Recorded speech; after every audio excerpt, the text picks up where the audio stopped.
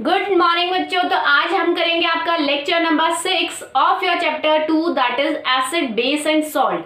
तो बेटा इससे पहले वाले लेक्चर में हमने पढ़ा था कि आपके जितने भी एसिड्स होते हैं, फॉर एग्जांपल अगर हम HCl की बात करें तो HCl जो है डिसोसिएट होता है आपका H positive and Cl negative ion में। हमने देखा था कि जितने भी एसिड होते हैं, चाहे आप कोई सा भी एसिड ले लो, वीक एसिड या स्ट्रॉन्ग एसिड, कोई भी एसिड ले लो, हर एक एसिड एक कॉमन कैटायन पार्ट देता है। यानी कि हर एक एसिड में एक कॉमन पार्ट होता है, एक कॉमन सब्सटेंस होता है जिसको हमने बोला था हाइड्रोजन आयन। ठीक है, और आपका जो एनायन पार्ट होता है वो अकॉर्डिंग टू द एसिड आपका चेंज होता रहता है। ठीक है, तो अगर हम बात करें बेटा कि अगर आपका एसिड हमने प्योर लिया है, अगर हम प्योर एसिड लेंगे तो क्या आपका ये जो एसिड है वो आपको H पॉजिटिव आयन देगा या नहीं देगा। यानी कि आपका जो एसिड है कब आपको H पॉजिटिव आयन देगा।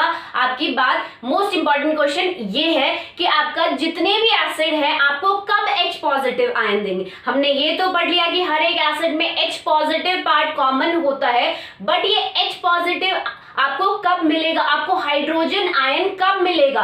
तो बेटा आप ये बात आप ध्यान में रखो। आप मोस्ट इंपॉर्टेंट बात है कि जितने भी प्योर एसिड, जब भी आपका एसिड प्योर फॉर्म में होगा तो वो डिसोसिएट नहीं होगा। आप कह सकते हो no dissociation take place, no dissociation take place. यानी कि अगर आपका एसिड प्योर फॉर्म में होगा तो वो डिसोसिएट आयंस में, डिसोसिएट आयंस में नहीं टूटेगा। डिसोसिएशन का मतलब ब्रेक डाउन, तो आयंस में नहीं टूटेगा। तो फिर आपका एसिड कब टूटेगा, आयंस में कब डिसोसिएट होगा, क्योंकि आपने देखा था कि एसिड में एसिडिक कैरेक्टर इसी H पॉजिटिव आयन के कारण होता है। तो कब आपके H पॉजिटिव आयन फॉर्म होंगे तभी आपका acid as a acid behave करेगा। तो वो कंडीशन क्या है कि जब आपके H पॉजिटिव आयन डिसोसिएट होंगे एसिड में से। तो बेटा वो है आपकी प्रेजेंस ऑफ वाटर। तो हम कह सकते हैं प्रेजेंस ऑफ वाटर। तो बेटा जितने भी आपके एसिड हैं in the absence of water they do not behave as acid. क्यों बिहेव नहीं करते वो एसिड की तरह, क्योंकि अभी हमने पढ़ा कि अगर आपका प्योर एसिड होगा तो डिसोसिएशन नहीं होगी, या मैं कहूं आयनाइजेशन नहीं होगी, आयंस में नहीं टूटेंगे। और जब तक आपके H पॉजिटिव आयन एसिड में नहीं होगा तब तक वो acid as a acid behave नहीं करेगा। तो आपको हमेशा ये बात ध्यान रखनी है, acid do not behave as acid in the absence of water। ठीक है, it only behave as acid in the presence of water। ठीक है, तो in the presence of water ऐसा क्या होता है। तो आपका जब मान लो हम HCl ही एसिड ले रहे हैं, जब आप बेटा HCl एसिड को वाटर में डिसॉल्व करते हो तो आपका क्या होता है, जो भी एसिड है आपका वो आयंस में टूट जाता है। जैसे ही आप एसिड को वाटर में डिसॉल्व कर रहे हो, जो भी कोई भी एसिड ले लो, वीक ले लो, स्ट्रॉन्ग ले लो, कोई भी एसिड है वो आयंस में टूटेगा। किस आयंस में, H पॉजिटिव आयन में और Cl नेगेटिव आयन में। या फिर हम कह सकते हैं कि आपका ये जो H पॉजिटिव पार्ट है, आपका हाइड्रोजन आयन पार्ट है, वो अनस्टेबल होता है, इसीलिए वो इस वाटर के साथ कंबाइन होके हाइड्रोनियम आयन भी बना सकता है। ठीक है, तो आप दोनों ही बात, आपकी कैटायन दोनों ही केस में सेम ही रहेगा। ठीक है, तो आपकी जो मोस्ट इंपॉर्टेंट बात आपको ध्यान में रखनी है बेटा वो ये है कि एसिड जो है एसिड की तरह बिहेव करेगा। Acid behave as a acid only in the presence of water. अगर वाटर नहीं है तो एसिड की तरह बिहेव नहीं करेगा। क्यों, क्या रीजन है, क्योंकि बेटा आपका जो एसिड H पॉजिटिव आयंस में डिसोसिएट तभी होता है जब आप एसिड को वाटर में डिसॉल्व करोगे। ठीक है, तो हम कह सकते हैं कि requirement of water is must. Water की रिक्वायरमेंट जरूरी है for the acid to behave as a acidic character, ठीक है, टू शो एसिडिक कैरेक्टर। हम कह सकते हैं कि एसिड अपना एसिडिक कैरेक्टर सिर्फ वाटर की ही प्रेजेंस में शो करेगा, क्योंकि एसिडिक कैरेक्टर किसके कारण होता है, आपका इस H पॉजिटिव आयन के कारण, और आपका एसिड H पॉजिटिव आयन में तभी डिसोसिएट होगा जब आप उसको वाटर में डिसॉल्व करोगे। ठीक है बेटा, तो हम लिख सकते हैं, हम कह सकते हैं, so we can say that in the absence of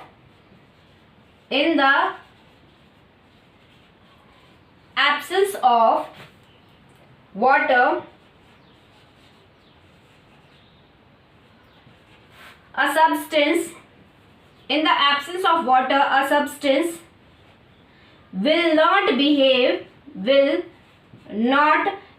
या फिर हम कह सकते will not form hydrogen ion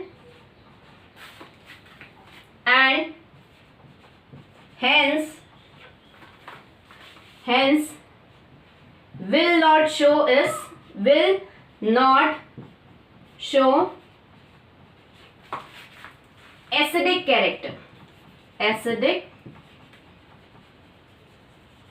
ठीक है बेटा। तो हम कह सकते हैं in the absence of water, कि जब भी आपका वाटर प्रेजेंट नहीं होगा, अ सब्सटेंस, कोई भी substance will not form hydrogen ion, आपका एसिड प्योर फॉर्म में, या हम कह सकते हैं कोई भी सब्सटेंस जिसमें हाइड्रोजन प्रेजेंट है, अगर वहां पे वाटर नहीं है, अगर आप उसको वाटर में डिसॉल्व नहीं कर रहे हो तो वो हाइड्रोजन आयन फॉर्म नहीं करेगा, और जब तक आपके हाइड्रोजन आयन फॉर्म नहीं होंगे आपका वो सब्सटेंस एसिडिक कैरेक्टर शो नहीं करेगा।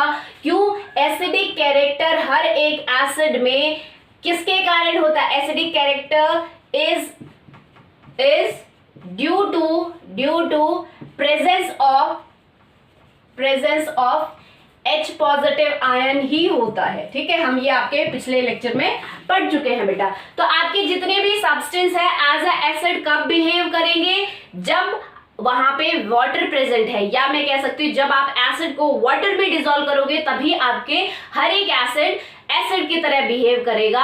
अगर आप वाटर में डिसॉल्व नहीं करे, प्योर फॉर्म ले रहे हो एसिड का, तो वो अपनी एसिडिक कैरेक्टर शो नहीं करेगा। एसिड होने के बावजूद भी वो एसिडिक कैरेक्टर शो नहीं करेगा। क्यों नहीं करेगा? क्योंकि एसिडिक कैरेक्टर शो करने के लिए किसकी प्रेजेंस होनी जरूरी है? H पॉजिटिव आयन की प्रेजेंस होनी जरूरी है। और आपके H पॉजिटिव आयन कब फॉर्म होंगे? जब आप एसिड को वाटर में डिसॉल्व करोगे, तभी आपका एसिड डिसोसिएट होके H पॉजिटिव आयन देगा। ठीक है बेटा, तो ये बात आपको ध्यान में रखनी है कि जब आपका इन द एब्सेंस ऑफ एसिड, या फिर हम कह सकते हैं जब आपका एसिड प्योर फॉर्म में होगा, no dissociation take place, no separation of H positive ion take place, that's why acid do not behave as acid. ठीक है, बट जब आपका वाटर प्रेजेंट होगा तो एसिड जो है वाटर में डिसॉल्व होने के बाद आयंस में ब्रेक होगा। ठीक है, और ions H positive ion present होंगे, और due to presence of this H positive ion आपका एसिड एसिडिक कैरेक्टर शो करेगा। तो एक एक्टिविटी कर लेते हैं, एक एक्टिविटी करके देखते हैं, जिससे हमें ये कॉन्सेप्ट आपका और भी ज्यादा क्लियर होगा कि एसिड को अपना एसिडिक कैरेक्टर शो करने के लिए वाटर की प्रेजेंस होना मस्ट है। ठीक है, तो एक एक्टिविटी देखते, देखो। तो देखो बेटा, एक्टिविटी हमारी क्या है? एक्टिविटी है हमारी acid do not show acidic behaviour in the absence of water. हमें ये शो करना है कि आपके जो एसिड है वो जब वाटर नहीं होता तो एसिड की तरह बिहेव नहीं करते, उनका एसिडिक बिहेवियर नहीं होता। तो उसके लिए सपोज हम एक लेट सपोज मैंने एक बॉइलिंग ट्यूब ली है। ठीक है, इसमें मैंने बेटा आपका क्या किया है, इस बॉइलिंग ट्यूब में मैंने यहां पे 1 ग्राम NaCl डाल दिया, सोडियम क्लोराइड डाल दिया। ठीक है, 1 ग्राम NaCl डाल दिया, और उसके बाद मैंने क्या किया, एक टेस्ट ट्यूब में मैंने आपका कंसंट्रेटेड H2SO4 लिया हुआ था, सल्फ्यूरिक एसिड लिया हुआ था, वो मैंने इसमें डाल दिया। ठीक है, तो जैसे ही आपने कंसंट्रेटेड सल्फ्यूरिक एसिड इसमें डाला, क्या हुआ बेटा, इन दोनों के बीच में रिएक्शन होनी स्टार्ट हो गई है। ठीक है, उसके बाद मैंने आपका क्या किया, नेक्स्ट स्टेप मैं आपको यहां दिखा देती हूं कि ये आपकी बॉइलिंग ट्यूब थी। ठीक है, यहाँ NaCl के क्रिस्टल्स डाले थे मैंने 1 ग्राम NaCl। ठीक है, यहाँ मैंने आपका डाल दिया था कंसंट्रेटेड सल्फ्यूरिक एसिड। ठीक है, उसके बाद मैंने क्या किया, इस टेस्ट ट्यूब को यहाँ ऊपर रबर कॉर्क से ऊपर बंद कर दिया। ठीक है, और इस रबर कॉर्क में से एक ट्यूब निकाली जिसको हम डिलीवरी ट्यूब कहते हैं। ठीक है, ऐसे एक डिलीवरी ट्यूब निकाली। ठीक है, बाहर की तरफ ओपन किया उसको इस टाइप से। ठीक है बेटा, तो ये आपका एक्सपेरिमेंट है। तो आप जानते हो कि आपका जो NaCl है वो रिएक्ट करता है सल्फ्यूरिक एसिड के साथ। तो जब भी आप NaCl के क्रिस्टल्स इसमें डालोगे और ऊपर से जब बेटा मैंने sulphuric acid, concentrated sulphuric acid डाला, तो इसमें एक गैस प्रोड्यूस हुई जिसको हम बोलते हैं हाइड्रोजन क्लोराइड गैस। ठीक है, तो यहाँ आपकी क्या प्रोड्यूस हुई, एक गैस प्रोड्यूस हुई है, कौन सी, हाइड्रोजन क्लोराइड गैस आपकी प्रोड्यूस हुई है। और ये गैस यहां से आपकी क्या होगी, इस डिलीवरी ट्यूब से होते हुए इस तरफ बाहर निकलेगी। ठीक है, तो इसको टेस्ट करने के लिए बेटा मैंने क्या किया, अब आपको पता है हाइड्रोजन क्लोराइड गैस क्या होती है, एसिड होता है, हाइड्रोक्लोरिक एसिड होता है। ऐसे ही जो आपकी हाइड्रोजन क्लोराइड गैस है वो भी एक एसिड का ही फॉर्म है। ठीक है, तो आपका क्या है, मैं यहाँ पे कि एसिड है या नहीं है वो टेस्ट करने के लिए एक इंडिकेटर लाती हूं जिसका नाम है आपका लिटमस पेपर। तो यहां पे मैंने बेटा ब्लू लिटमस पेपर, एक ब्लू लिटमस पेपर लगाया। लिटमस पेपर इस डिलीवरी ट्यूब के माउथ के पास लगाया ताकि मैं टेस्ट कर सकूं यहाँ पे एसिड है या नहीं है। और मैंने ब्लू लिटमस पेपर कैसा लगाया, ड्राई लगाया। ठीक है, उसमें कुछ भी मॉइस्चर नहीं होना चाहिए, बिल्कुल ड्राई पेपर होना चाहिए। तो बेटा जैसे ही आपकी ये जो हाइड्रोजन क्लोराइड गैस यहाँ से डिलीवरी ट्यूब से यहाँ आती है और इस लिटमस पेपर पे टच होती है, तो आपका क्या होता है, कोई इफेक्ट नहीं आता, no change in colour, no change in colour. ठीक है, बट हमने क्या पढ़ा था कि जब भी आप एसिड में, आप किसी भी एसिड में जब भी आप ब्लू लिटमस पेपर डिप करते हो तो ब्लू लिटमस पेपर बेटा आपका चेंज हो जाता है किसमें, रेड कलर में। ठीक है, ब्लू कलर टर्न हो जाता है रेड कलर में, और वो रेड कलर आपको इंडिकेट करता है that substance is acid. But यहाँ पे आपका क्या हुआ है, हाइड्रोक्लोरिक गैस जो है आपकी यहाँ से आई और जैसे ही उसने इस ब्लू लिटमस पेपर को टच किया तो आपका क्या हुआ, कोई चेंज नहीं हुआ कलर में। ठीक है, तो यहाँ पे क्या है, इसका मतलब तो एसिड नहीं है, ये HCl आपकी एसिड नहीं है। फिर मैंने क्या किया बेटा, इसको मैंने यहाँ पे क्या किया, एक मॉइस्ट ब्लू लिटमस पेपर, यहां लिख देती हूँ, एक moist blue litmus paper. Moist क्या होता है, या फिर हम कह सकते हैं wet blue litmus paper, blue litmus paper लगाया मैंने। पहले मैंने ड्राई लगाया था, अब मैंने क्या किया, गीला करके ब्लू लिटमस पेपर को यहाँ पे लगाया। और जैसे ही यहाँ से इस रिएक्शन में से हाइड्रोजन क्लोराइड गैस आई और इस मॉइस्ट ब्लू लिटमस पेपर पे टकराई तो धीरे धीरे इस ब्लू लिटमस पेपर का कलर जो है रेड में कन्वर्ट होने लग गया, यानी कि क्या है, आपका एसिड है यहाँ पे। अब इन दोनों ऑब्जर्वेशन में डिफरेंस क्या है वो देखो, यहाँ पे आपका क्या हुआ, blue change into red color. This show that the presence of acid is present.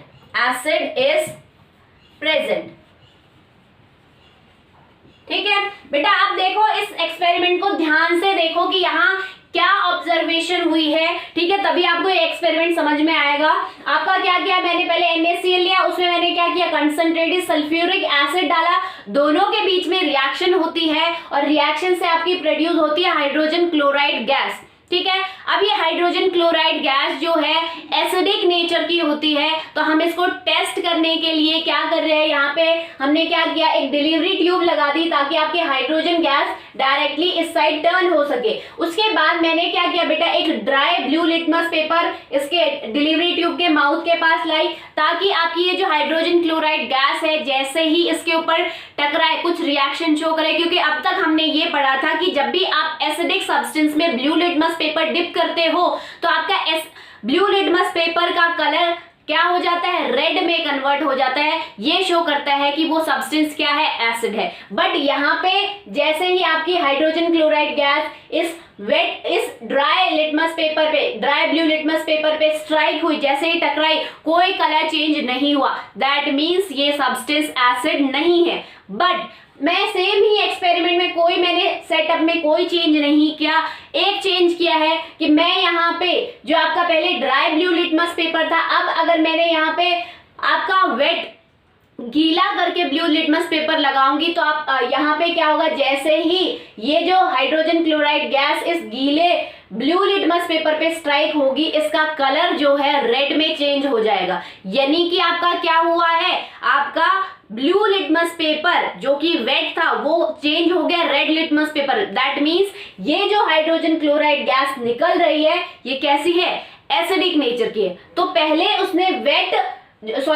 उसने ड्राई लिटमस पेपर पे कोई चेंज कलर क्यों नहीं दिखाया, अगर वो एसिडिक कैरेक्टर था तो उस एसिडिक सब्सटेंस था तो उसको वहां पे भी एसिडिक नेचर दिखाना चाहिए था। तो बेटा रीजन ये है कि वहां पे आपका वाटर की एब्सेंस थी। जो आपका ड्राई लिटमस पेपर था वहां पे कोई भी वाटर कंटेंट नहीं था, और अभी हमने थोड़ी देर पहले पढ़ा था acid behave as acid only in the presence of water.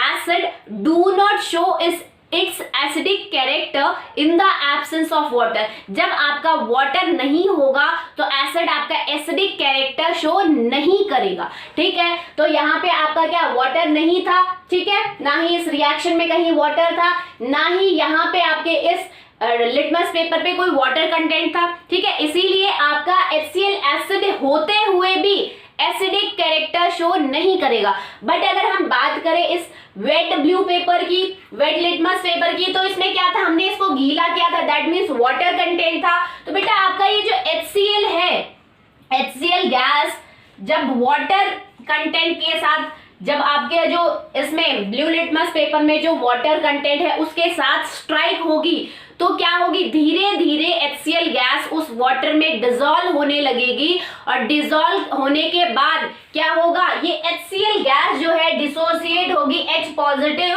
और Cl नेगेटिव में, ठीक है। HCl गैस डिसोसिएट होगी, या मैं कह सकती हूँ आयनाइज होगी, किसमें, H पॉजिटिव आयन और Cl नेगेटिव आयन में। और जैसे ही आपके H पॉजिटिव आयन प्रोड्यूस होंगे वो क्या करेंगे, इस ब्लू लिटमस पेपर को कन्वर्ट करना शुरू कर देंगे, किसमें, रेड लिटमस पेपर में, ठीक है। तो ये एक्टिविटी हमें ये शो करती है बेटा कि हमेशा एसिड को एसिडिक कैरेक्टर शो करने के लिए वाटर का होना जरूरी है, या फिर दूसरे वर्ड में हम कह सकते हैं acid only behave as acid in the presence of water, क्योंकि वाटर की प्रेजेंस में ही एसिड आपका आयंस में टूटता है, स्पेशली H पॉजिटिव आयन देता है।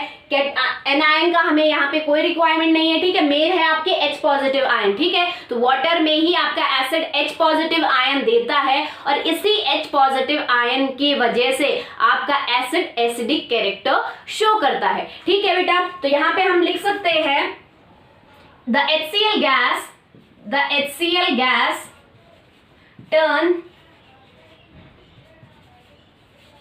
wet litmus paper, wet blue litmus paper into red because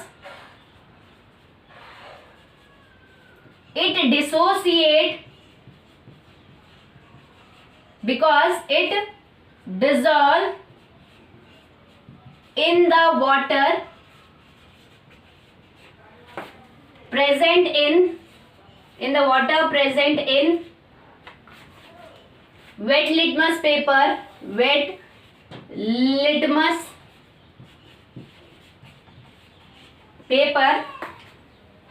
to form H positive ions which can turn blue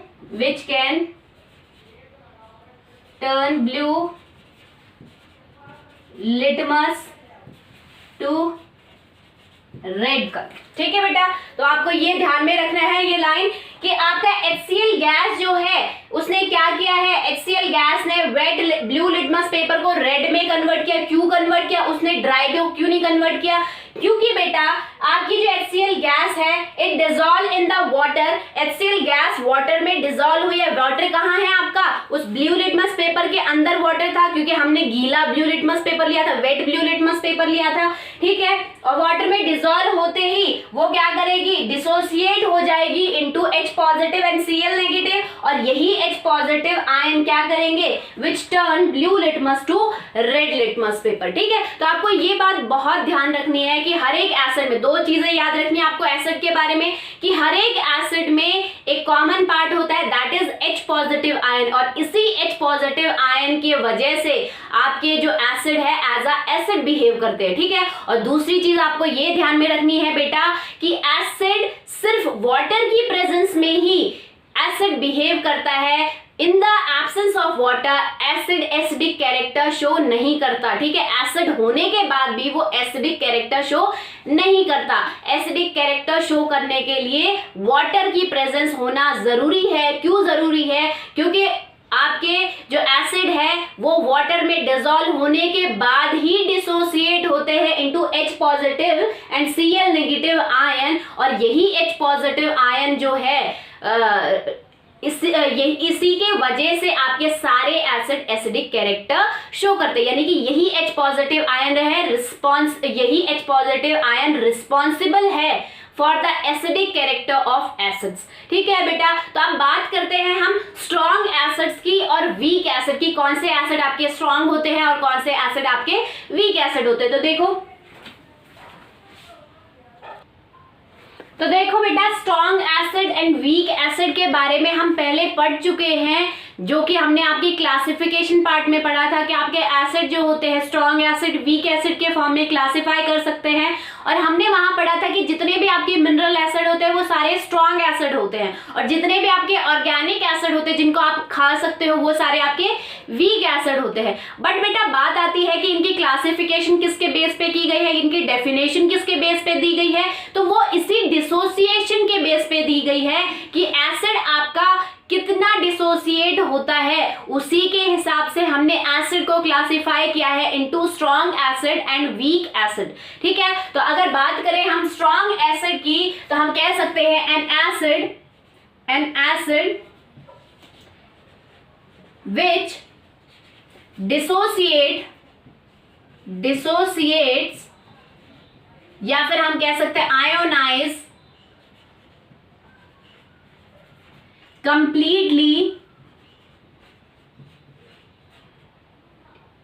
completely and thus produce a large amount of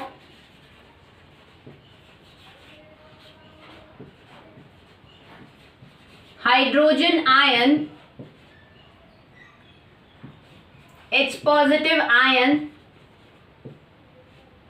is known as strong acid। ठीक है बेटा, तो आपके dissociation के base पे ही इन दोनों acids की strong की और वीक की क्लासिफिकेशन हुई है। ठीक है, हम on the basis of dissociation हम एसिड को दो कैटेगरी में क्लासिफाई कर सकते हैं, one is strong acid and the another is weak acid. तो बेटा स्ट्रॉन्ग एसिड क्या होते हैं, वो एसिड विच इज डिसोसिएट या फिर विच डिसोसिएट कंप्लीटली, वो एसिड जो कि कंप्लीटली डिसोसिएट हो जाता है, उसमें एक भी आपका ऐसा मॉलिक्यूल नहीं बचता जो कि डिसोसिएट ना हो वाटर में डिसॉल्व होने के बाद, उसी एसिड को हम कहते हैं स्ट्रॉन्ग एसिड। और जब वो एसिड आपका कंप्लीटली डिसोसिएट हो जाए, आपके एसिड में एक मॉलिक्यूल थोड़ी ना होता है, हम फॉर एग्जांपल अगर हम HCl की बात करें बेटा, तो HCl क्या है? HCl आपका हाइड्रोक्लोरिक एसिड के एक मॉलिक्यूल की बात कर रहे हैं हम HCl की, ठीक है। बट एसिड में तो ऐसे बहुत सारे मॉलिक्यूल्स होंगे, तो वो एसिड जिसमें आपके सारे मॉलिक्यूल्स कंप्लीटली डिसोसिएट हो जाए into H positive ion and anion, कोई भी anion on the basis of acid, अगर आप H2SO4 ले रहे हो तो आपका एनायन पार्ट अलग होगा, तो वो एसिड जिसमें आपके सारे मॉलिक्यूल्स डिसोसिएट हो जाए कंप्लीटली और फॉर्म करे H पॉजिटिव आयन, उसको हम कहते हैं स्ट्रॉन्ग एसिड। मतलब एक भी मॉलिक्यूल आपका अनडिसोसिएटेड नहीं बचना चाहिए। अब आपके जब एसिड कंप्लीटली डिसोसिएट हो रहा है, यानी कि आपका एट अ टाइम बहुत ज्यादा लार्ज अमाउंट बनेगी किसकी? H पॉजिटिव आयन की। इसीलिए हमने क्या कहा है, आपके वो एसिड जो कि कंप्लीटली डिसोसिएट हो जाए और डिसोसिएट होने के बाद बहुत ज्यादा large amount of H positive ion form करे, उन्हीं को हमने स्ट्रॉन्ग एसिड कहा है। क्यों कहा है? क्योंकि बेटा H पॉजिटिव आयन जिसमें ज्यादा होंगे उसी एसिड की एसिडिक कैरेक्टर ज्यादा होगा, क्योंकि acidic character H positive ion की वजह से होता है। तो जिनमें ज्यादा H पॉजिटिव आयन उनका एसिडिक कैरेक्टर ज्यादा, और जिन एसिड का ज्यादा एसिडिक कैरेक्टर होता है वही कहलाते हैं आपके स्ट्रॉन्ग एसिड। अब अगर हम बेटा बात करें कि जितने भी स्ट्रॉन्ग एसिड होते हैं उनमें आपका क्या होता है? बहुत ज्यादा H पॉजिटिव आयन होते हैं। तो आपकी यहाँ पे क्या है, जितने भी स्ट्रॉन्ग एसिड है रैपिडली रिएक्ट करते हैं, रैपिडली मतलब बहुत फास्टली रिएक्ट करते हैं, या मैं कहूं बहुत फास्टली रिएक्शन शो करते हैं,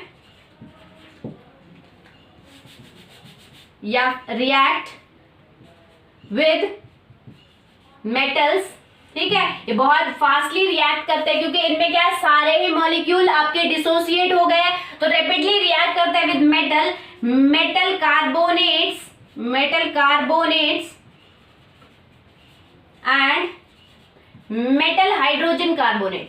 मेटल हाइड्रोजन कार्बोनेट्स के साथ बहुत ज्यादा रैपिडली, बहुत ज्यादा फास्ट रिएक्ट करते हैं, ठीक है। दूसरी थर्ड अगर बात करें बेटा स्ट्रॉन्ग एसिड की थर्ड कैरेक्टर की बात करें, क्योंकि इनमें H पॉजिटिव आयन बहुत ज्यादा होते हैं, तो H पॉजिटिव आयन ज्यादा है तो आपका नेगेटिव पार्ट भी उतना ही होगा। ऐसा थोड़ी ना सिर्फ H पॉजिटिव आयन ही ज्यादा, साथ के साथ आपका नेगेटिव पार्ट भी निकल रहा है, नेगेटिव एनायन भी निकल रहा है। जब भी हर एक मॉलिक्यूल डिसोसिएट हो रहा है वो एक आपको कैटायन दे रहा है, एक एनायन दे रहा है, तो आपका क्या हो गया, number of free ions strong acid को जब आप वाटर में डिसॉल्व कर रहे हो तो वो डिसोसिएट हो रहा है, बहुत ज्यादा आपको क्या दे रहा है, H पॉजिटिव और Cl नेगेटिव आयंस दे रहा है, या मैं कहूं बहुत ज्यादा आपके कैटायन और एनायन दे रहा है। तो जब आपके नंबर ऑफ फ्री आयंस बढ़ेंगे तो क्या होगा, इलेक्ट्रिसिटी कंडक्शन भी इंक्रीज होगी, क्योंकि कंडक्टिविटी जो होती है किसी भी सब्सटेंस की वो किसके कारण होती है, due to free ions,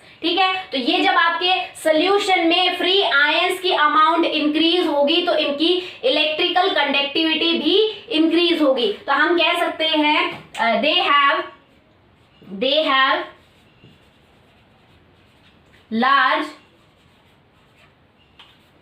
electrical conductivity.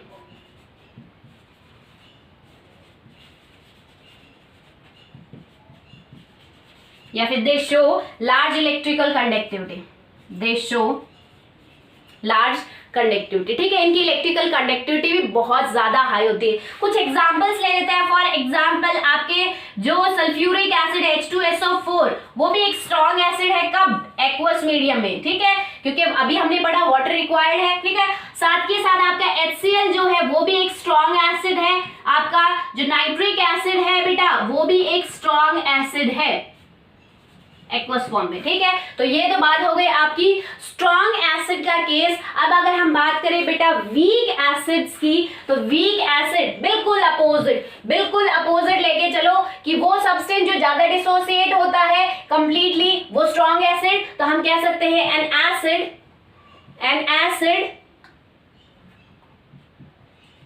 which dissociates partially and thus produces small amount of H positive ions is called weak acid. ठीक है, स्ट्रॉन्ग एसिड क्या, जो कि जिसमें सारे मॉलिक्यूल्स कंप्लीटली डिसोसिएट हो जाए, जितने भी उस एसिड में मॉलिक्यूल है सारे ही कंप्लीटली डिसोसिएट हो जाए, और जब सारे डिसोसिएट हो रहे हैं तो large amount of H positive ion produce करे, वो एसिड हमारा स्ट्रॉन्ग एसिड। और बेटा इसका अपोजिट आपका क्या होता है, वो एसिड जो कि पार्शियली क्या हो, आयनाइज हो या पार्शियली डिसोसिएट हो, उस एसिड को हम कहते हैं वीक एसिड। यानी कि उस एसिड में सारे मॉलिक्यूल डिसोसिएट नहीं होंगे, हो सकता है आधे मॉलिक्यूल डिसोसिएट हो गए हैं और कुछ मॉलिक्यूल अब भी अनडिसोसिएटेड फॉर्म में प्रेजेंट है। ठीक है, इसलिए हमने क्या कहा है, उसे वीक एसिड कहा है। साथ ही साथ जब सारे मॉलिक्यूल डिसोसिएट नहीं हो, कंप्लीट डिसोसिएशन नहीं हुआ, तो आपकी जो H पॉजिटिव आयन प्रोड्यूस होगा वो भी कम होगा। ठीक है बेटा, तो हम एग्जाम्पल ले सकते हैं। फॉर एग्जाम्पल आपका एसिटिक एसिड, बेटा एसिटिक एसिड जो होता है वो डिसोसिएट होता है into CH3CO negative plus H positive में। ठीक है, अब यहाँ पे बात आती है बेटा, एक डिफरेंस आप देखो, यहाँ पे एरो का डिफरेंस है कि जब आप सिंगल एरो शो कर रहे हो, दैट मींस जितने भी मॉलिक्यूल्स हैं आपके इस एसिड में सबका कंप्लीट डिसोसिएशन हो रहा है। ठीक है, बट यहाँ आप देख सकते हो मैंने डबल एरो शो किया है, एक एरो तो आगे की तरफ जा रहा है और दूसरा एरो पीछे की तरफ आ रहा है। ठीक है, तो आपका यहाँ पे क्या हो रहा है, कंप्लीट डिसोसिएशन नहीं हो रहा है। ठीक है, एरो अगर एक ही डायरेक्शन में जा रहा है, दैट मींस सारे मॉलिक्यूल एक साथ डिसोसिएट हो रहे हैं और आयन और कैटायन दे रहे हैं आपको। बट यहाँ पे आपका क्या है, कुछ मॉलिक्यूल तो डिसोसिएट होके आपको CH3CO negative plus H positive दे रहे हैं, बट कुछ मॉलिक्यूल आपके अनडिसोसिएटेड फॉर्म में ही प्रेजेंट है। ठीक है बेटा, तो नेक्स्ट अगर बात करें कि क्योंकि सारे आपके मॉलिक्यूल या मैं कहूँ कंप्लीट जो आपका एसिड है उसका डिसोसिएशन नहीं हुआ है, पार्शियल डिसोसिएशन हुआ है, इसीलिए इनकी जो रिएक्शन होती है दे रिएक्ट स्लोली, या हम कह सकते हैं slowly reacts with metal carbonate and metal hydrogen carbonate।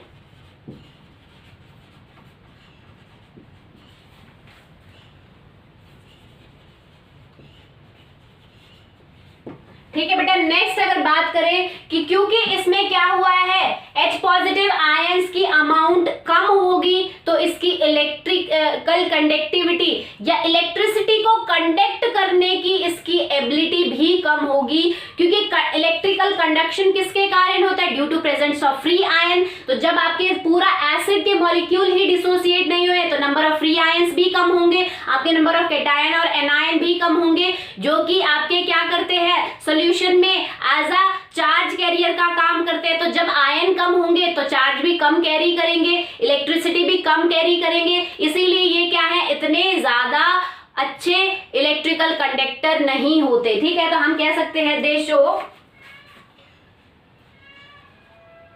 Show small, या फिर हम कह सकते हैं दे शो लेस इलेक्ट्रिकल कंडक्टिविटी। ठीक है, कि ये जो एसिड्स होते हैं बेटा लेस इलेक्ट्रिकल कंडक्टिविटी शो करते हैं। ठीक है बेटा, तो ये आपके एसिड क्या है, लेस इलेक्ट्रिकल कंडक्टिविटी शो करते हैं, क्योंकि इनमें नंबर ऑफ फ्री आयंस कम होते हैं। कम क्यों होते हैं, क्योंकि सारा एसिड जो है कंप्लीटली डिसोसिएट नहीं होता, वहां पार्शियली डिसोसिएशन होता है, यानी कि पूरा एसिड के मॉलिक्यूल का डिसोसिएशन नहीं होता, कुछ मॉलिक्यूल आपके अनडिसोसिएटेड फॉर्म में भी रहते हैं। अगर एग्जाम्पल की बात करें बेटा, तो एग्जाम्पल है आपका carbonic acid HCO3, carbonic acid and sulphurous acid that is H2SO3। ठीक है बेटा, तो यहाँ आपका क्या है, ये आपके क्या है, साथ के साथ आपका एसिटिक एसिड, ये सारे आपके क्या होते हैं, वीक एसिड्स होते हैं। ठीक है बेटा, तो ये आपको ध्यान में रखना है। तो आपका यहाँ पे एसिड पार्ट खत्म होता है, एसिड्स को अच्छे से कर लेना। अब हम इस सिचुएशन पे पहुंच चुके हैं बेटा कि एसिड की हमें सारी कैरेक्टरिस्टिक्स पता है कि क्या इंडिकेटर में क्या डिफरेंस शो करते हैं, कौन सा कलर कहां से चेंज होता है, साथ के साथ एसिड की क्या फिजिकल प्रॉपर्टी है, क्या केमिकल प्रॉपर्टी है। उसके बाद हमने देखा था कि एसिड, सभी एसिड जो है क्या रिएक्शन शो करते हैं, मेटल के साथ रिएक्ट करेंगे तो क्या प्रोडक्ट देंगे, आपके नॉन मेटल के साथ रिएक्ट करेंगे तो क्या प्रोडक्ट देंगे, बेस के साथ रिएक्ट करेंगे तो क्या प्रोडक्ट देंगे, मेटल कार्बोनेट के साथ रिएक्शन देखी थी, मेटल हाइड्रोजन कार्बोनेट के साथ देखी थी। उसके बाद हमने आपका पढ़ा था कि जितने भी आपके क्या बोलते हैं एसिड्स है उनमें एक कॉमन पार्ट होता है, that is H positive hydrogen ion part. और ये जो है उसके बाद आज का आपका लेक्चर आता है जिसमें हमने पढ़ा है कि जितने भी एसिड है, एसिड बिहेव करते हैं only in the presence of water. उसके बाद हमने आपकी क्लासिफिकेशन पढ़ी है of strong acid and weak acid on the basis of dissociation of acid. ठीक है बेटा, तो यहाँ आपका एसिड पार्ट खत्म होता है। आई होप आज का कंसेप्ट आपको समझ में आया होगा। That's all for today, thank you.